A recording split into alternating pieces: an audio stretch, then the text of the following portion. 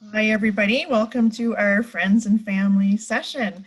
We have some different folks from departments on campus that are here to share a little bit with you about our services and how we support students while they are here on our campus. And we've each got a little bit of information to share about our specific areas. So I'll just briefly introduce the folks that are here with us today, and then each of us are going to take about 5 minutes to tell you about our areas. So I'm Jacqueline De Leebeeck. I'm the Director of Student Life. And Bob, do you want to introduce yourself? Sure. I'm Bob Hale, Director of Ancillary Services. Great. And Tim? Hi, I'm Tim Harlehigh. I'm the General Manager of Food Services. Wade? Hi, my name's Wade, and I work at the Student Accounts Office. Thank you. And Mary? Hey, I'm Mary Fisher-McNell. I'm the Financial Aid Officer for the university. And Shannon? Hi, I'm Shannon Morell, Associate Registrar Academic. Great. And Margie? Hi, I'm Margie McKinnon, Director of Health and Counseling and Accessible Learning. Great. So up first, I'm going to ask Bob, the Director of Ancillary Services, to tell you a little bit about his area. Thank you, Jacqueline. So just first is, what is Ancillary Services? So we're made up of several different business units across the university.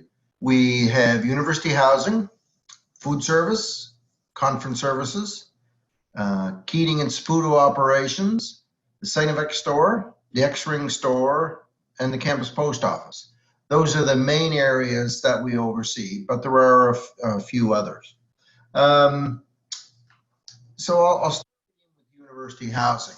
And while your son or daughter or grandchild will be just moving in the next few days, starting in October, we'll be looking for you to start thinking about next year. The process starts early because it takes a fair bit of time to get everyone assigned. There's quite a wide variety of rooms available, as you know. So we will start that probably by mid-October. They will receive information via email outlining the process for the coming year. Something that's new this year that we're implementing is if you stay 3 years in residence, you'll receive a $500 credit towards your X-Ring if purchased at the X-Ring store.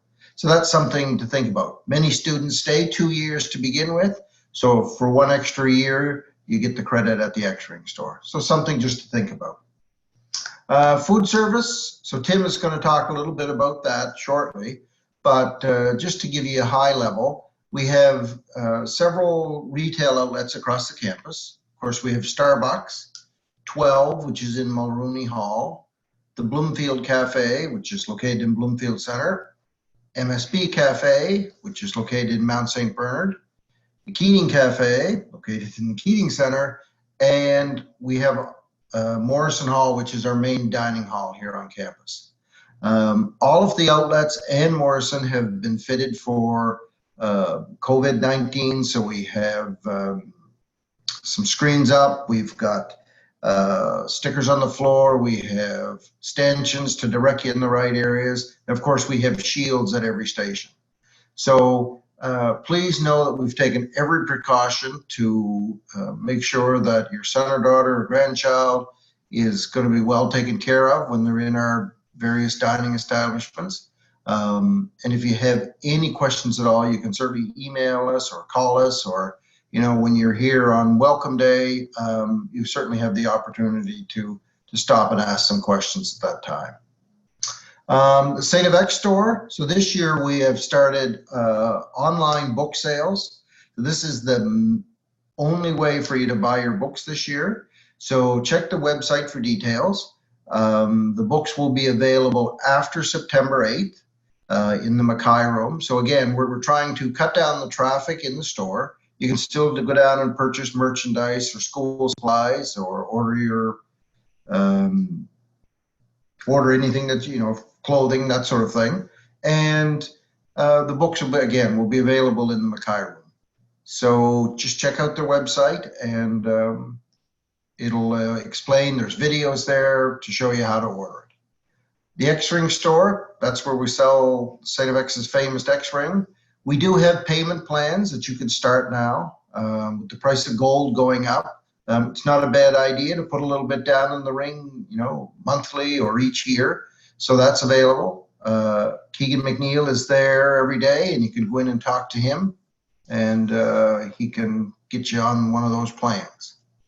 We also oversee the campus post office. So all of our students are issued a campus box number. So after either your self-isolation period or once you come on the 10th or 11th of September, you can get your campus box number. Couriers also deliver to the post office. So if you send something by FedEx or UPS, it'll go to the post office. And then an email will be sent out to say that a parcel is there. We are delivering parcels to the residences right now as part of the COVID-19 isolation. So every second or third day, we are going out and delivering any parcels that have arrived at the post office, and they are being dropped off at the student residence. Jacqueline, that's all I have at the moment.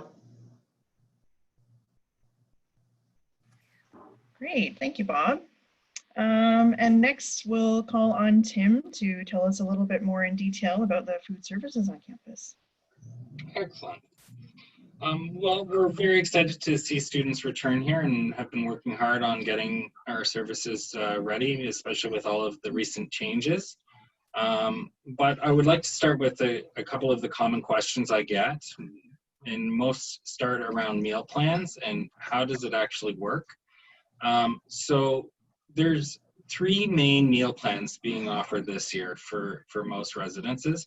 And they're the 315, the 415, and new this year is the unlimited dining plan. And 315 and 415 are block plans, which means that they have a set amount of blocks, meal swipes that can be used at any time through the year. With the unlimited plan, it really means exactly that. There is unlimited swipe entrance into Morrison Hall, dining hall for meals. So if your student likes to eat smaller meals more frequently through the day, they can come do that and they will not run out of meals. If they're big eaters and like to have 4 big meals, they can do that as well. So the next question I usually get is, what is a swipe? Well, a swipe is entrance to the meal hall. It can also be used at Bloomfield during 1 swipe periods, which is 11 to 2, Monday to Friday for lunchtime, when students are looking for something a little different. And new this year, we've also introduced a grab and go program out of Morrison Hall that's 7 days a week. So if students don't have time to stay at Morrison Hall, or would like to grab something and take it back to their residence, they are able to do that. The second part of a meal plan associated with it is DCB, and that's declining balance. And that's primarily used in retail locations. So Starbucks, 12, Bob mentioned Keating Center, Bloomfield, Mount St. Bernard. And we highly recommend that students use the DCB for their snack times and off meal period use. So they've been studying at 7 o'clock at night and want a treat, time to go to Starbucks. They've got DCB, declining balance, on their card and can utilize it there. So we have 5 retail locations. The other thing that we highly recommend is that people spend time and review how they're using their meal plan, especially during the first month. Students coming on campus generally will not eat the same way that they do at home. They're also eating in the same location all the time. Most people do not eat all of their meals at home. So these are big differences and changes. Plus, they're trying to accommodate a new schedule. It's important that they review on DevX how often they're eating and that they're on the right plan. You can always increase a plan throughout the year, but to decrease a plan, you need to do it before October the 4th. Dietary needs is another question that comes up quite frequently. We are happy to accommodate any dietary need. The biggest thing we need to do, though, is get onto the Sodexo Monday website as listed on your screen under Health and Wellness and fill out the allergy form.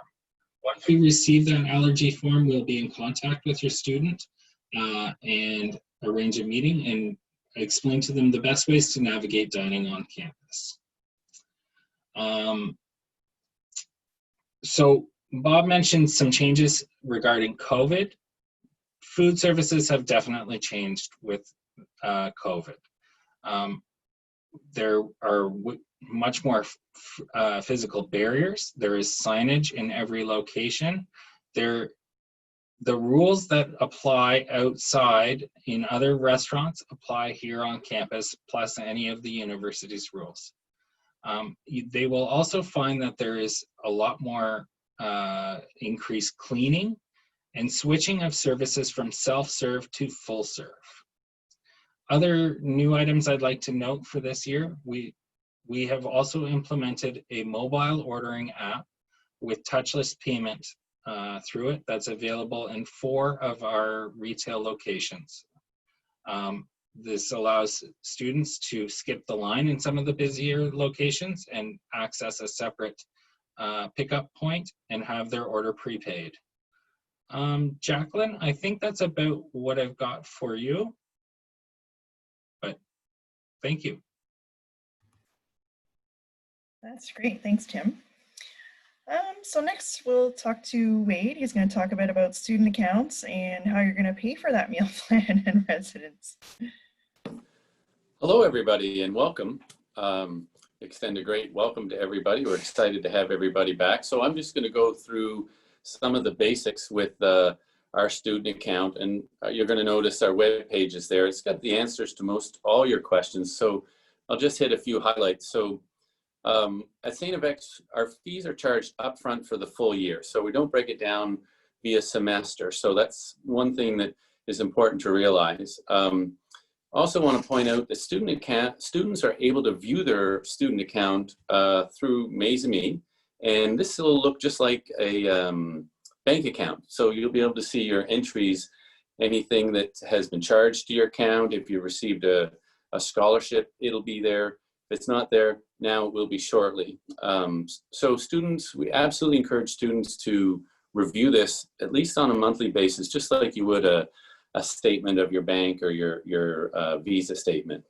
So we have 2 options really to pay your account. So of course, if you're able to and want to, you can pay your account up front, but for almost all students, that's not something that is that they're going to do. So we have a first term payment that's due on the 15th, and that's a payment that you'll calculate specific to you. Now there's a link here, and again at our webpage, you can go in and we have an interactive Excel sheet that'll allow you to calculate your first term payment. And also you can just print it and use the printed one to do by hand. If you run into trouble, you can email us at studentaccounts at stfx.ca. And then your final payment is due on January 15th. So you maybe before the holiday break, you go in and have a look at your account, and that's essentially what's going to be owing by January the 15th. So payments, especially this year, paying online is the absolute most convenient way to do this. You're going to register StFX as a bill with your bank, and it'll stay on your online banking account and be there as a bill, just like a power bill or a cell phone bill. Again, on our webpage, you can see the details on how to do that. But if you're familiar with online banking, it'll be pretty easy. Of course, you can still mail us a check. You can also send a wire. Our wire details are on our webpage. Now, our office is open. Actually, right now we're open, but we're encouraging students to interact with us via email or phone. If in-person meetings required, we will book a time for that so we can control. That's just regarding, of course, the restrictions for this year. A lot of questions we get is around tax forms. So the one that most students are interested in is the T2202, and this is to give you a tax credit. And so this is available online through Banner Self-Serve, and that's going to be available on March 1st. So each student will be able to go into Banner Self-Serve, and they download and print that as required. We'll mail out any T4As, and they'll get mailed out by the end of February, and then arrive at your address that you have given us through the regular mail.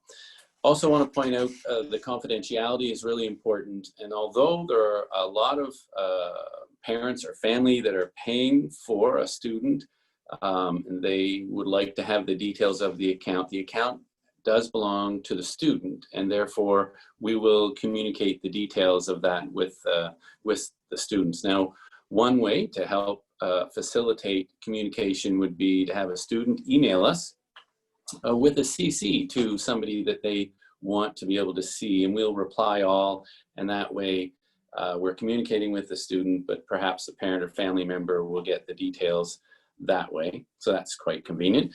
There's our email. I do want to point out there's a typo there. It should be studentaccounts@stfx.ca, so I apologize for that. And then finally, there's our main web page. Again, most of your answers are going to be there. So Jacqueline, I'll turn it back to you. Great, thank you, Wade. So next up is Mary for financial aid to tell you a little bit about information if you're using some financial aid options. Hi everyone, welcome. So yes, again, I'm Mary. I'm representing the financial aid office today. And we are an office of two. I am the financial aid officer for the university, and my colleague Jackie is the financial aid assistant. We're both here to help you. And we report directly to the registrar. So I'm going to pick right up where Wade just left off and just speak to confidentiality first, because the same rules apply to our office. Our relationship is with the students. So again, recognizing oftentimes family or friends may be the ones sort of helping to pay the tuition bills or involved in other ways. Our relationship is just with the students, and we can't discuss detailed information with you without the student's permission. So there is a release of information consent form available to students through the office of the registrar. If they would like to put that release in place, allowing us to talk to a third party, we're happy to do so. So if you were to call me, I would answer general questions for you, but nothing specific about your student's academics or accounts without that permission. So our office it serves three main functions. We are the contact point for Canadian and American student loans. We also provide letters for Ecuador's Senate funding program. We manage the university's bursary program. So the two programs that will be applicable to your student in the coming year are going to be the general program and the limited program, which I'll talk a little bit more about in a moment. And we also play a role in providing financial literacy skills and an informational role just around other sources that might be available to your students that they've not thought of, helping them with their budgeting and that type of thing. So with student loans, I'll just speak to the Canadian loan program first, just a few key points. So first, if your student is thinking, you've just heard Wade and you're starting to look at the student accounts and you're thinking, oh goodness, there's the final cost. It's not too late to apply for a student loan in any of the loan programs if your student hasn't yet done that. And in Canada, you apply to your home province or territories program regardless of where you're going to school. And home is defined as wherever your student has last lived for 12 consecutive months. So for most students, this is wherever they attended high school. So if you're coming from Quebec to Nova Scotia to study at St. Yvette, you don't apply to the Nova Scotia program, you would still apply to Quebec Student Aid and so on for all of the other provinces and territories. So the loan programs in Canada are supplemental, meaning that even if your student receives the maximum amount of funding available, it's probably not going to be enough to fully cover their cost of attendance, and they will need some additional resources. I will make a note specifically for 2021. In response to the pandemic, all of the programs, provincial, territorial, and federal, in Canada have increased their loan limits, and a lot of them have built a lot more money into their grant programs. So there is actually a lot more funding available to students this year than there has been in past years, which is great for this year. But I would just, caution you, that legislation is in place, all of this new programming just for the upcoming year. At this point, we don't know if it's going to continue in past the 2021 school year. So just be aware that what your student has been assessed for and is receiving in funding this year may not be representative of what will be available through the remainder of their diploma or degree. So that's important to know. And also the other thing to know about the student loan program, so your student, typically there's 2 disbursements. So the first disbursement happens in the fall. In most of the student loan programs, there's then a second step that the student has to complete before their winter disbursement can be made. So oftentimes we'll have students start to reach out to us by the middle of February saying, hey Mary, how come I didn't get the rest of my student loan money? And that's when I'll say to them, well, you're studying, you're from Nova Scotia, so you're funded through Nova Scotia Student Assistance. Did you do your pre-study report? And they say, what's that?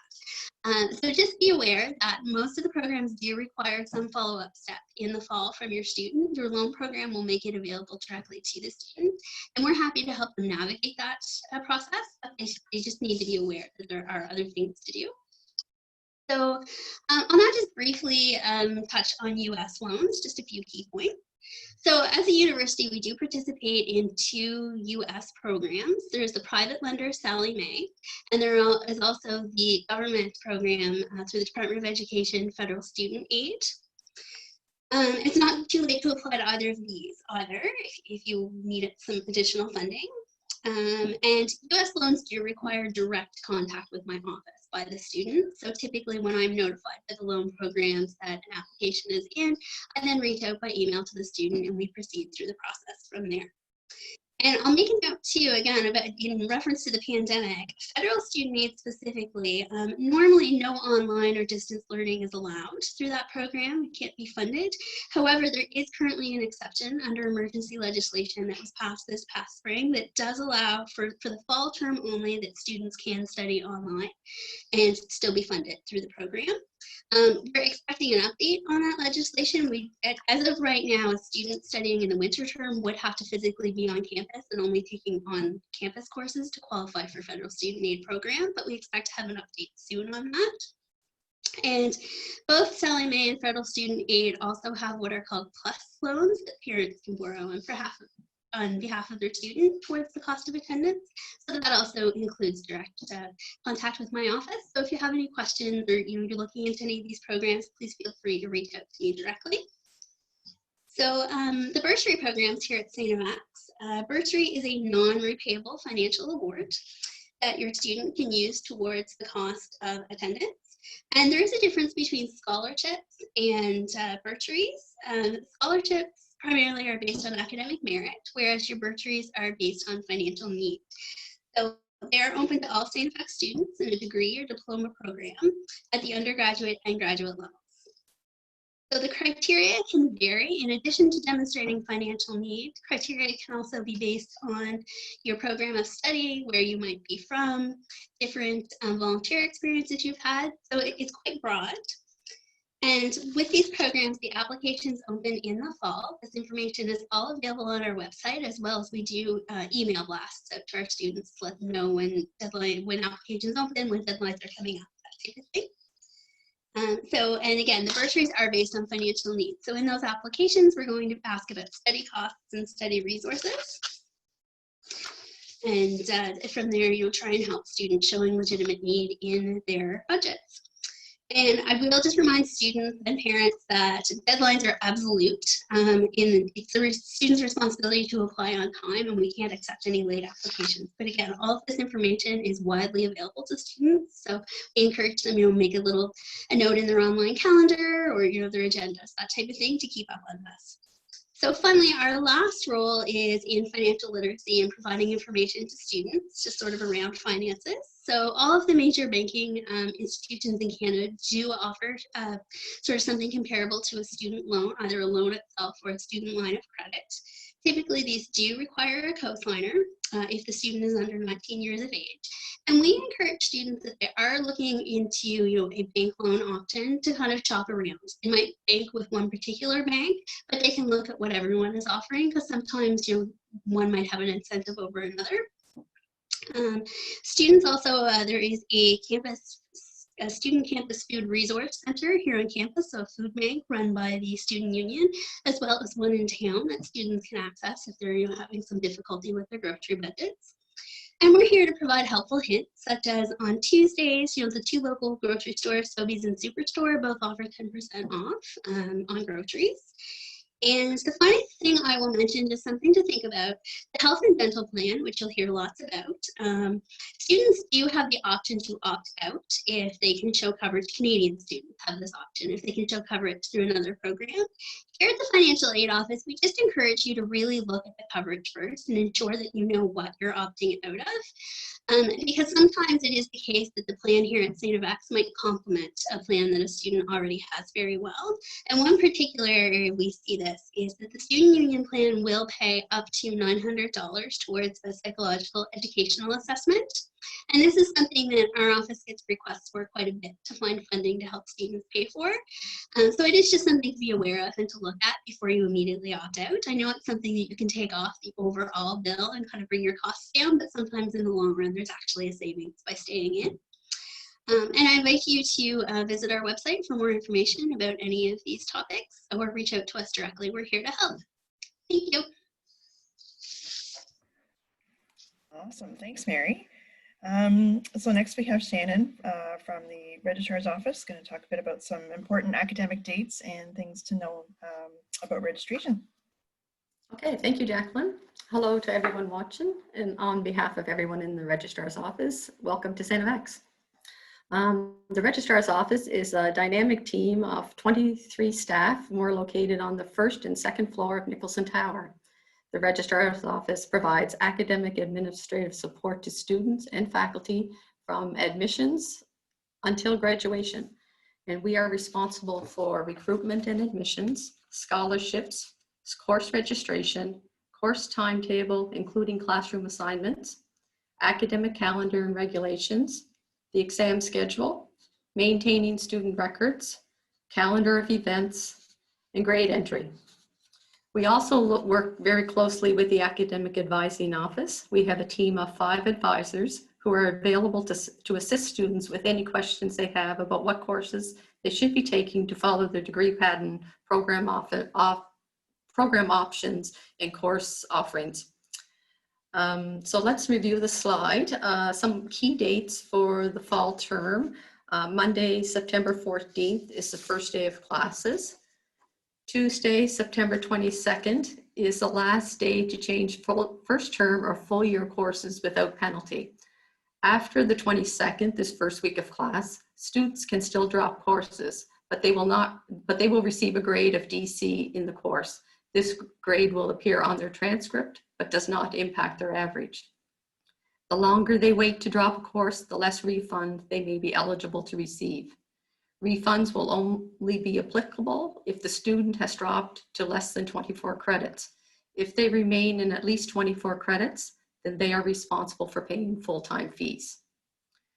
Students are responsible for being aware of the add drop deadlines. These can be found in the Office of the Registrar's website by clicking the link for the 2020 to 21 calendar of events. Regular emails are also sent, so it's important for the student to regularly check their StFX email account. Friday, November 13th is the last day to drop first term courses. Wednesday, December 2nd is the last day of classes in the first term. And I should note too, registration for second term classes will take place later in the fall. The December exam schedule will be posted on Friday, October 9th. The exam period will be run from Saturday, December 5th until Tuesday, December 15th. Exams are held at 9 a.m., 2 p.m., 7 p.m., Monday to Saturday. Students may have an exam scheduled on any of these days within the exam period and are responsible to write their exams at the scheduled time. So a reminder not to book flights until the exam schedule has been posted. Alternate exam times will only be permitted due to illness or extenuating circumstances. Requests are made through the appropriate dean's office. Normally, no student would be required to write more than 2 exams in 25 hours.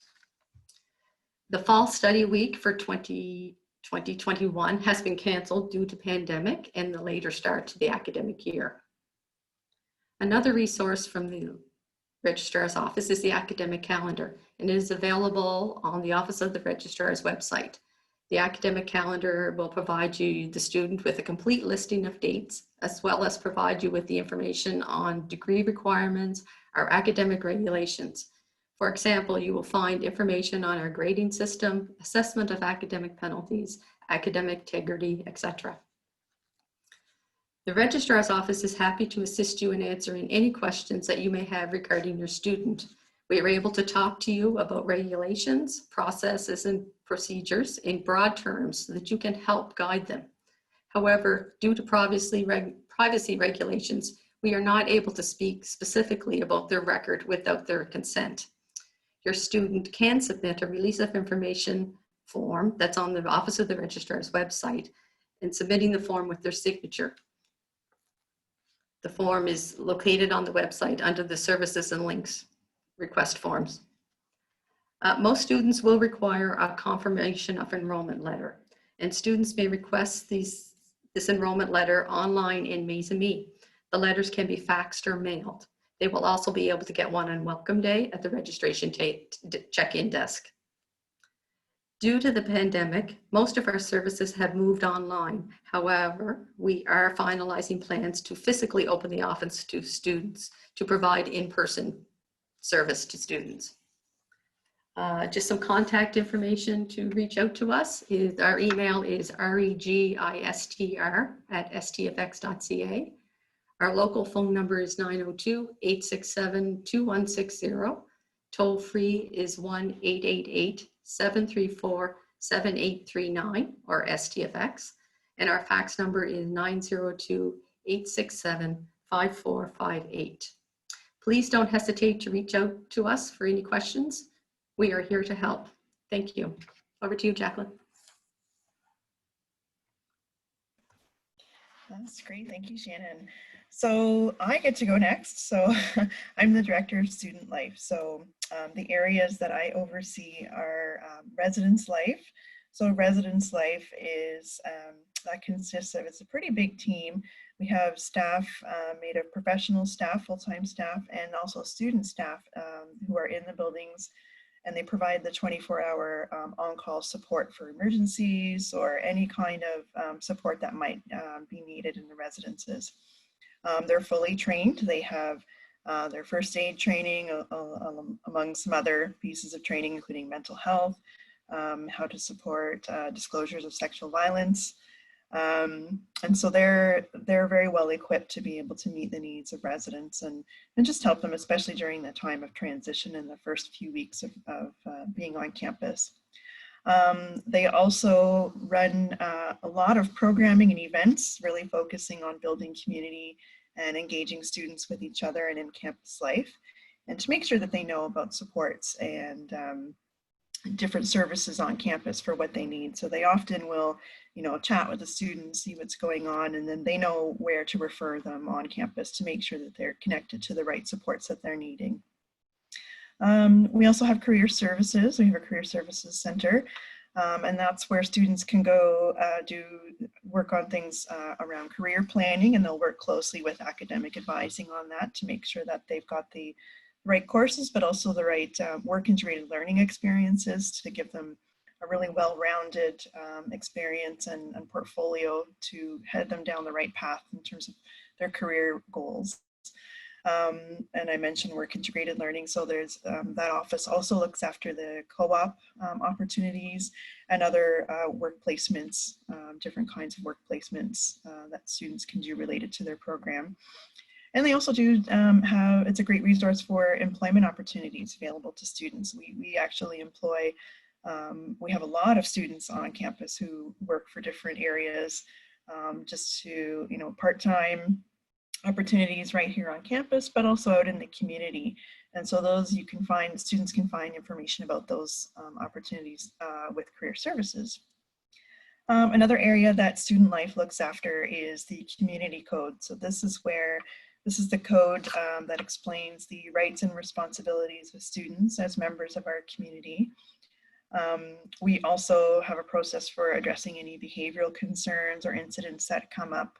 And certainly this year, we are the ones who are responding to and addressing different needs that come up related to the pandemic. So all of the students have been made aware and have signed off on, I guess, understanding the student community protocols, which were developed specifically in relation to the return to campus plan for related to COVID-19.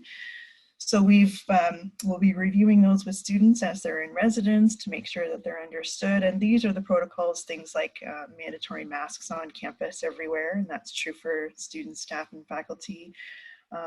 Some of the things we're doing to ensure a safe and smooth transition to campus with all of the travelers coming to campus. So we have things like we have a no guest policy in residence. We have a substance free for the first few weeks in residence. All students, staff, and faculty need to have a green wristband like this. I think everybody here probably has theirs. So what that says is that gives them access to their academic and administrative buildings on campus. And it really just signals that they have read and understood the expectations and that they're prepared to contribute and be part of how we're going to keep our community safe. And we also provide, generally speaking, student supports, especially this year, support during isolation. So students, all of us have been asked, you know, if you're not feeling well, if you're displaying any symptoms at all of COVID-19, we need to isolate. We need to make sure that we're not going out just to be sure that we're not, in case we do have something, we're not sharing it with others. And so in order to do that and to ask students to stay home if they're not feeling well, we are offering support. So we'll continue to be able to deliver meals to them if they're in isolation. We can help them with making sure they know what to do in terms of calling 811, which is in Nova Scotia, that's where the health authority connects in with community members, and you can ask health questions there. That's where you go if you are symptomatic. You can call 811, and that's the process you go through to be referred for testing, for COVID testing in Nova Scotia. And we can also work with the different faculties, the deans and the professors to make sure that there's appropriate academic accommodations while they're in isolation, so they won't be penalized for missing class. And generally speaking, with supports, student supports, we do often, like I said before, we will refer students to the other areas on campus. So generally speaking, you start with our office, student life, and residence life, and if you don't know where to go, and we can point you in the right direction. So that's a bit about student life. And very closely related, and I work very closely with my colleague Margie, and I'll call on Margie to talk to you a bit about health and counseling and accessible learning. Okay, thanks, Jacqueline. And I'd just like to join all my colleagues here in welcoming all the students back to campus, new students and returning students. We're really excited to see all of you and to have you back here. It's pretty boring without you, so we're really happy you're coming back. So, I'm responsible for two areas, the Health and Counseling Center and the Tramble Center for Accessible Learning. So I'll start with talking about the Health and Counseling Center. So at the Health and Counseling Center, we provide primary health care for students only. It's faculty and staff don't attend, it's for students. And we're located in Bloomfield Center on the 3rd floor, 305 Bloomfield. For returning students, you'll find that the way we're offering our services this year are different than they were in the past. Like everybody else, we've had to adapt our services to COVID. So we'll be offering as many virtual services as possible, and there won't be any drop-in appointments. They'll be or drop-in visits. It'll be by appointment only to make sure everybody is safe, because the cleaning protocols in healthcare, of course, are even more stringent than they would be in other places. So it's really important that that we adapt our services to that. So the Health and Counseling Center will be opening on September 8th. And referral is by students only. It's self-referral. So we can't accept referrals from parents or friends. And often for students, this is the first time they're initiating healthcare on their own.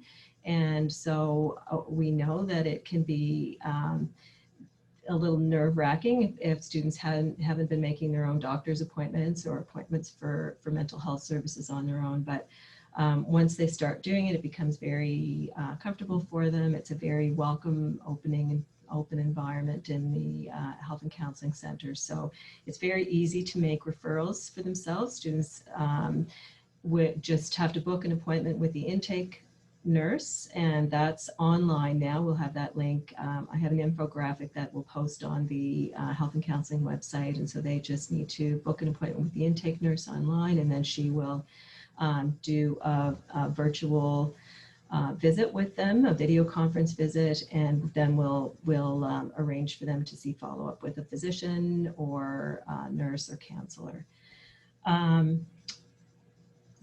So we provide medical care, mental health services, and sexual health services with an interdisciplinary team. We have a collaborative care practice, so everybody's under the same roof, and we're able to provide really good continuity of care for students that way.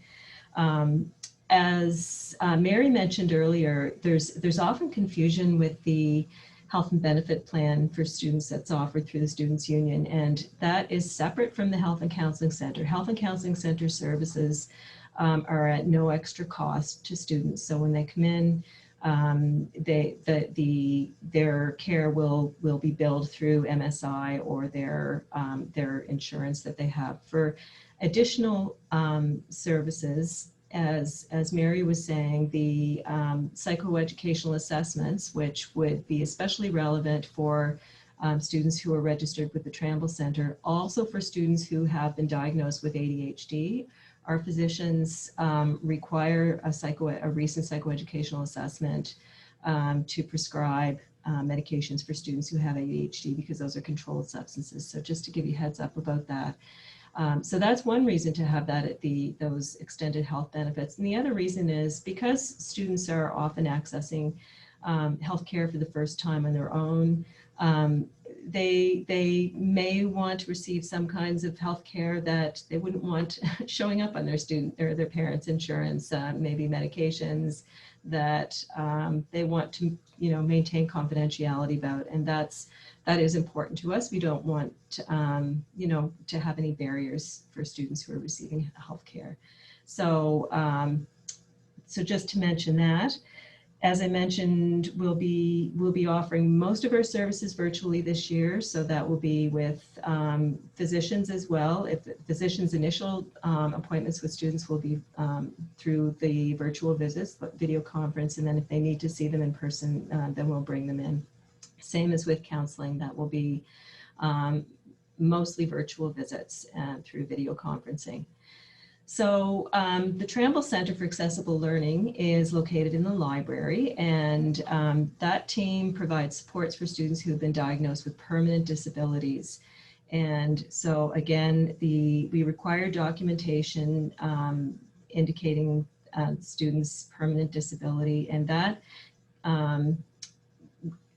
leaves or opens up opportunities for students to receive grant support, funding for various services such as tutoring, note-taking, technology, and that goes through the various provincial grant funding programs, which we can help with.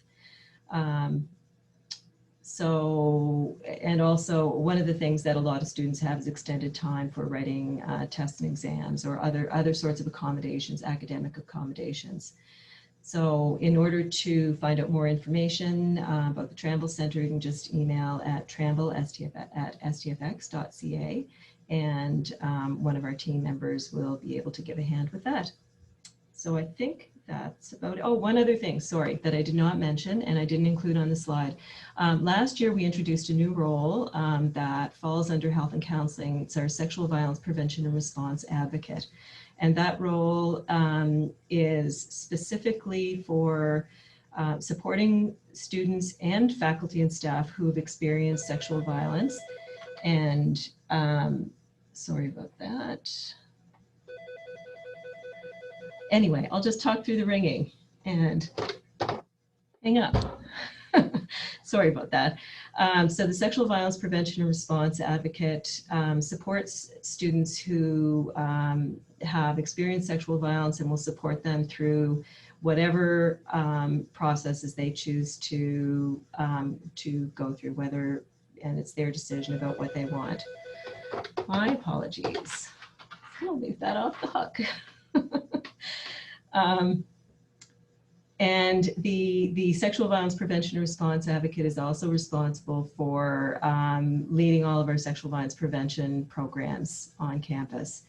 And those apply for students and for faculty and staff. So that's been a huge addition to our team. And also the very last thing is we also have online mental health support services through the Healthy Minds Nova Scotia program, which is funded by the province of Nova Scotia. And those services are all available for free to post-secondary students in Nova Scotia. So the link for that is on the Health and Counselling website, and or you can just Google Healthy Minds Nova Scotia.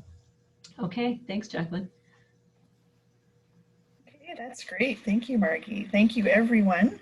So yeah, first I'd like to just thank all of my colleagues for sharing a little bit about your different areas of support.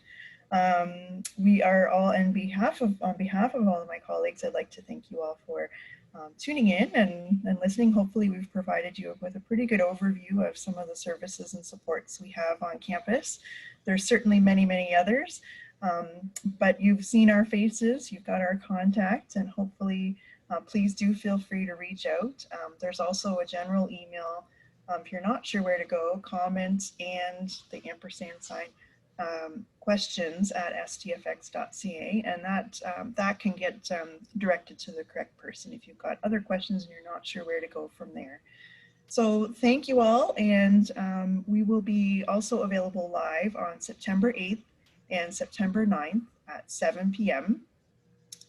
And the information will be posted on the website for the Zoom link for that.